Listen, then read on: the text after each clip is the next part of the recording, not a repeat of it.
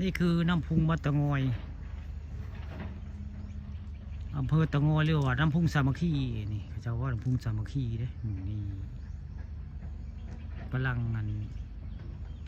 เห็ดไล่น้ำพุงเด้ไล่กันพังของน้ำพุงมัดตะงอยอำเภอตะงอย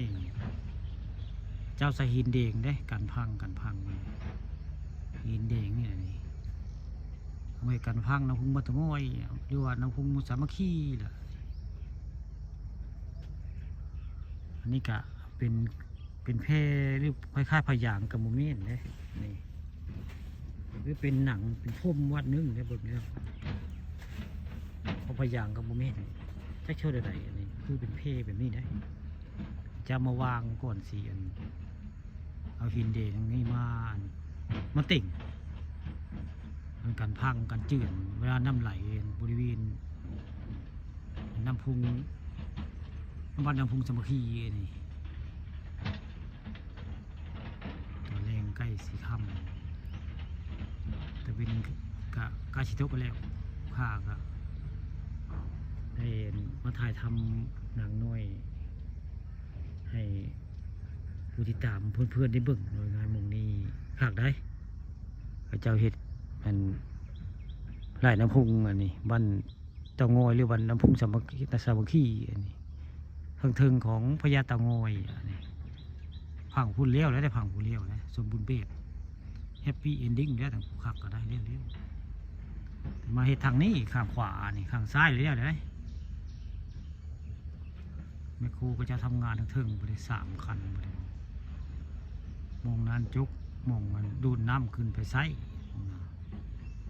มันลึกมองมันเครื่องดูดน้ำมองนั้นได้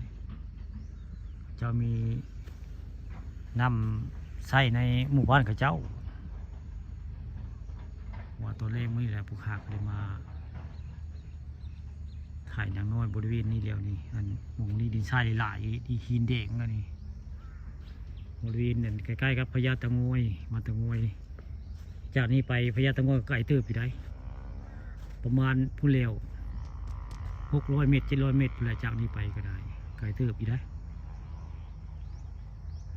นี่แหละหินนี่แหละก็เจ้าเอามาแต่งกันพังของไร่น้ำพุงมัตตะงอยแหละนี่เจ้าผู้ขาแบบนี้แหละก็คือพยางกับไม่พยางเลยเอาไม้ไผ่ตอกไว้แล้วก็หินแดงๆอันนี้มาติ่งเป็นยาวเล็กได้แล้วก็เททางคอนกรีตใส่คักไว้ง่ายจะเห็ดคักได้แต่ก็เจ้าเห็ดไก่ชำไหนดอกบุชักแต่ว่าเห็นเขาเห็ดถ้าจะปีกายนี่คือว่าสิ